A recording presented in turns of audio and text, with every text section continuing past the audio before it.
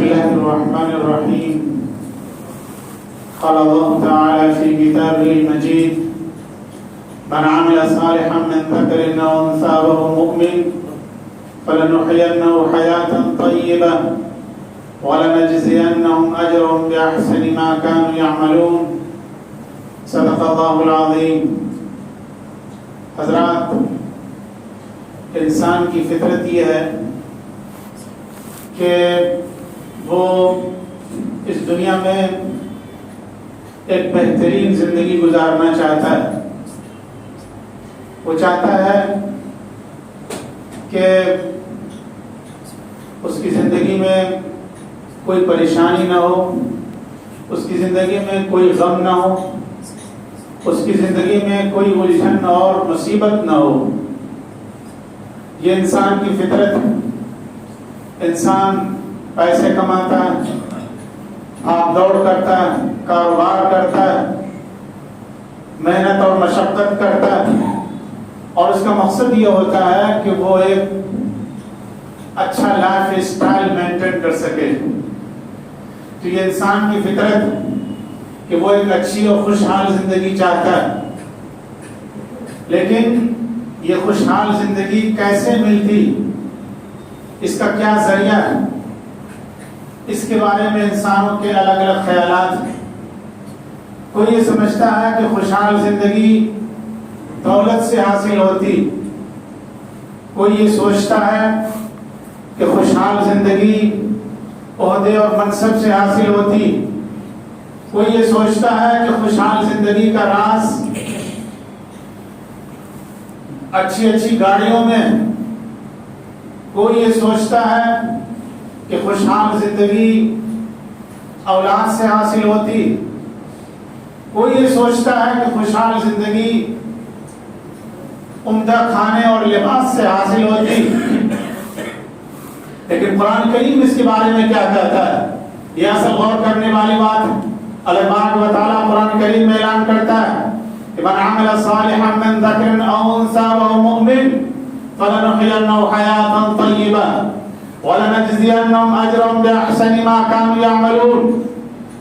کہ جو بھی ایمان لائے گا اور جو بھی نیک کام کرے گا تو ہم اس کو ضرور بھی ضرور اچھی زندگی عطا کریں گے، اور آخرت میں ہم اس کو اس کے عمل کا بہترین بدلہ دیں گے.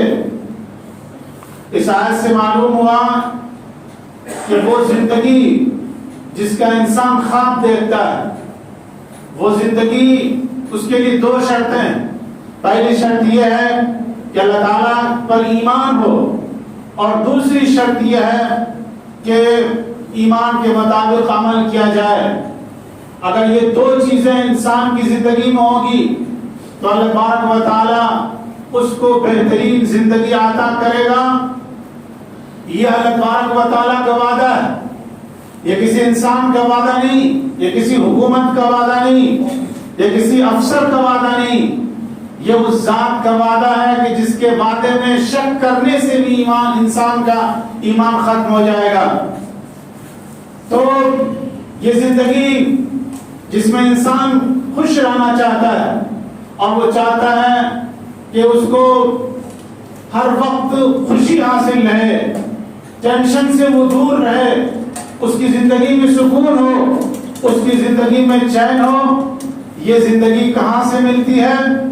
یہ زندگی اللہ تبارک و تعالیٰ کی ذات پر ایمان لانے سے اور اللہ کے حکم کے مطابق عمل کرنے سے ملتی ہے. یہ زندگی نہ مال و دولت سے ملتی ہے، یہ زندگی عہدے اور منصب سے نہیں ملتی، یہ زندگی طاقت اور قوت سے نہیں ملتی، یہ زندگی بلڈنگوں سے نہیں ملتی، لگژری گاڑیوں سے نہیں ملتی. یہ زندگی اللہ کے ذکر سے ملتی ہے، اللہ کی اطاعت سے ملتی ہے، اور اللہ کی بندگی سے ملتی ہے. الا بذکر اللہ تطمئن القلوب. اللہ تبارک و تعالیٰ اعلان کرتا ہے کہ دل کا سکون اور دل کا چین اور دل کا آرام یہ اللہ کی اطاعت میں ہے، اللہ کی بندگی میں ہے، اللہ کی فرما برداری میں ہے. کتنے دولت مند ہیں جو کروڑ پتی ہیں، ارباں خرب کے مالک ہیں، لیکن ان کے زندگی میں سکون نہیں ہے، ان کے دل اور دماغ میں آرام نہیں ہے. ساری دولت پڑی ہوئی ہے, وہ کسی کام کی نہیں ہے. لیکن ایک شخص جس کے پاس دولت نہیں ہے, جس کے پاس بلڈنگ نہیں, جس کے پاس گاڑی نہیں ہے, جس کے پاس عہدہ اور منصب نہیں ہے, لیکن اس کے دل میں اطمینان کی کیفیت ہے. یہ وہ اطمینان کی کیفیت ہے جس کو پیسوں سے نہیں خریدا جا سکتا, جس کو گاڑیوں سے نہیں خریدا جا سکتا, اور جس کو دنیا کی کسی اور چیز سے نہیں خریدا جا سکتا ہے. یہ صرف اللہ کی طرف سے بخشش ہے اور اللہ کی طرف سے نعمت ہے, اور یہ نعمت ایمان والوں کو حاصل ہوتی ہے, اور یہ نعمت عمل صالح نیک عمل کرنے والوں کو حاصل ہوتی ہے. حضرت اکرم صلی اللہ علیہ وسلم نے فرمایا من كانت الدنيا همه من كانت الآخرة همه جعل الله غناه في قلبه وجعل له وجمع له شمله وأتت الدنيا وهي راغمة ومن كانت الدنيا همه جعل الله فقره بين عينيه وفرق عليه شمله ولم يأتي من الدنيا إلا ما قدر له أو كما قال عليه الصلاة والسلام. کہ جس کے پیش نظر آخرت ہوتی ہے, جو آخرت کا طلبگار ہوتا ہے, جو آخرت کے لیے جیتا اور مرتا ہے, جو اللہ کو راضی کرنا چاہتا ہے دنیا میں, تو اللہ تبارک و تعالیٰ جعل اللہ غناه فی قلبہ, اللہ تبارک و تعالیٰ اس کے دل کو مالدار کر دیتا ہے, اس کے دل کو مطمئن کر دیتا ہے, اس کے دل میں قناعت کی خوبی ڈال دیتا ہے. جعل اللہ غناه فی قلبہ وجمع له شمله, اور اس کی جتنی بھی چیزیں جن کی وجہ سے اس کے اندر ٹینشن پیدا ہو سکتی ہے, اللہ تبارک و تعالیٰ ان تمام چیزوں کو سمیٹ دیتا ہے, اس کے سارے غم کو دور کر دیتا ہے, اس کے سارے ٹینشن کو ختم کر دیتا ہے. وَآتَتُ الدُّنْيَا وَهِيَ رَاغِمَةٌ, اور دنیا ناک رگڑ کر کے اس کے پاس آتی ہے. اور اس کے آگے فرمایا کہ جس کا مقصد دنیا ہوتا ہے, جو دنیا کے لیے مرتا اور جیتا ہے, جو دنیا کے لیے سب کچھ کرتا ہے, آخرت اس کے سامنے کچھ بھی حیثیت نہیں رکھتی, دین کی حیثیت اس کے سامنے کچھ بھی نہیں ہوتی, اللہ کی رضا کی کچھ بھی حیثیت اس کے سامنے نہیں ہوتی ہے, تو اس کا حال کیا ہوتا ہے کہ جعل اللہ فقرہ بین عینیہ, اللہ تبارک و تعالیٰ اس کے فقر کو اس کی آنکھوں کے سامنے ڈال دیتا ہے. ہر وقت اس کے وہی احساس ہوتا ہے کہ ہمارے پاس پیسے نہیں, ساری دنیا اس کے پاس آ جاتی ہے, لیکن اس کا دل فقیر ہوتا ہے. انسان دل سے مالدار ہوتا ہے اور دل سے فقیر ہوتا ہے, دل سے غریب ہوتا ہے. یہ فیلنگ جو ہوتی ہے یہی اصل چیز ہے, اور یہی اصل میں مالداری ہے, اور یہی اصل میں فقیری ہے. تو اللہ تبارک و تعالیٰ اس شخص کو جس کے سامنے صرف دنیا ہوتی ہے, جس کی زندگی کا مقصد صرف دنیا کمانا ہوتا ہے, اس کے سامنے فقر و فاقہ کو رکھ دیتا ہے, اور اس کے سارے ٹینشن کو اس کے اوپر ڈال دیتا ہے. ہر وقت وہ ٹینشن میں رہتا ہے, ہر وقت وہ الجھن میں رہتا ہے, ہر وقت وہ پریشانی میں رہتا ہے. اس کی زندگی میں کبھی چین و سکون نہیں آتا. ساری دنیا اس کے پاس ہوتی ہے, لیکن اس کے دل میں سکون نہیں ہوتا, اس کے دماغ میں آرام نہیں ہوتا. وَلَمْ يَأْتِهِ مِنَ الدُّنْيَا إِلَّا مَا قُدِّرَ لَهُ, اور دنیا اتنی ہی اس کو ملتی ہے جتنی اللہ تبارک و تعالیٰ نے اس کے نصیب میں, اس کے مقدر میں لکھ دی ہے. وہ مقدر سے آگے نہیں بڑھ سکتا. ایک بزرگ حضرت حسن بصری رحمۃ اللہ علیہ, ان سے پوچھا گیا کہ آپ کی خوشحالی کا راز کیا ہے, آپ کے چہرے پر اتنی رونق اور اتنا سکون رہتا ہے, اس کا راز کیا ہے؟ تو انہوں نے کہا اس کا راز 4 چیزوں میں ہے. مجھے معلوم ہے کہ میرا رزق جو اللہ نے میرے لیے لکھ دیا کوئی دوسرا مجھ سے چھین نہیں سکتا, لہذا میں رزق کے ٹینشن سے لاپرواہ ہو گیا, اور میں جانتا ہوں کہ جو میری ڈیوٹی ہے کوئی دوسرا نہیں کر سکتا. نماز پڑھنا یہ ہر مسلمان کی ڈیوٹی, کوئی دوسرا اس کو انجام نہیں دے سکتا. تو انہوں نے فرمایا کہ جو میری ڈیوٹی ہے اس کو کوئی دوسرا نہیں کر سکتا, تو میں اپنی ڈیوٹی میں مشغول ہو گیا. اور مجھے یقین ہے کہ اللہ تبارک و تعالیٰ مجھے میرے ہر عمل کو دیکھ رہا, میرے ہر کام کو دیکھتا ہے.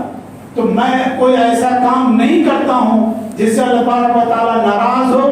مجھے اس بات سے شرم آتی ہے کہ اللہ کے سامنے، اللہ کی نگاہوں کے سامنے میں کوئی ایسا کام کروں جو اللہ کو ناپسندیدہ ہو۔ اور چوتھی چیز، مجھے معلوم ہے کہ موت ایک دن آنی ہے، آخرت ایک دن آنی ہے، قبر میں مجھے جانا ہے اور اللہ کو منہ دکھانا ہے، وہاں کوئی چیز کام نہیں آئے گی، اس لیے ہر وقت میں موت کی تیاری کرتا ہوں۔ یہ وہ 4 چیزیں ہیں جو میری زندگی کی خوشی کی ضمانت دیتی ہیں اور جو میری خوشی کا راز ہیں اور جن کی وجہ سے میں ہمیشہ خوش رہتا ہوں اور ہمیشہ میں چمکتا اور دمکتا رہتا ہوں۔ تو آج کرنے کا مقصد یہ ہے کہ اگر ہم سکون چاہتے ہیں، ہم اگر آرام چاہتے ہیں، دل اور دماغ سے ٹینشن کو دور کرنا چاہتے ہیں، تو اللہ سے لو لگانا پڑے گا، اللہ کے در پہ آنا پڑے گا، اللہ کے سامنے سر کو جھکانا پڑے گا۔ اس بات کو اچھی طرح سمجھ لینا چاہیے۔ اللہ تبارک و تعالیٰ فرماتا ہے یا ایھا الذین آمنوا استعینوا بالصبر والصلاۃ، اللہ کی مدد مانگو نماز کے ذریعے، گناہوں سے توبہ کرو اور جو حرام چیزیں ہیں ان کو چھوڑ دو، حلال کمائی کی فکر کرو، نماز کی پابندی کرو، دنیا کی ساری خوشی آپ کے قدموں میں ہوگی۔ اور اگر آج آپ نے ان کو نظر انداز کر دیا، اللہ کے جو فرائض ہیں ان فرائض کو چھوڑ دیا اور حلال روزی کی پرواہ نہیں کی، گناہوں سے توبہ نہیں کیا، تو ساری دنیا آپ کے قدموں میں ہوگی، لیکن آپ کو کبھی چین اور سکون نہیں ملے گا۔ اس بات کا اعلان اللہ پاک و تعالیٰ قرآن کریم میں کرتا ہے، من اعرض عن ذکری فإن له معیشة ضنکا، جو میرے ذکر سے، میری اطاعت سے، میری بندگی سے منہ موڑتا ہے، ہم اس کا جینا دوبھر کر دیتے ہیں، اس کی زندگی کو ہم جہنم بنا دیتے ہیں۔ اس حقیقت کو ہمیں سمجھنا پڑے گا۔ اللہ پاک و تعالیٰ ہم سب کو توفیق عطا فرمائے۔ وآخر دعوانا الحمدللہ رب العالمین۔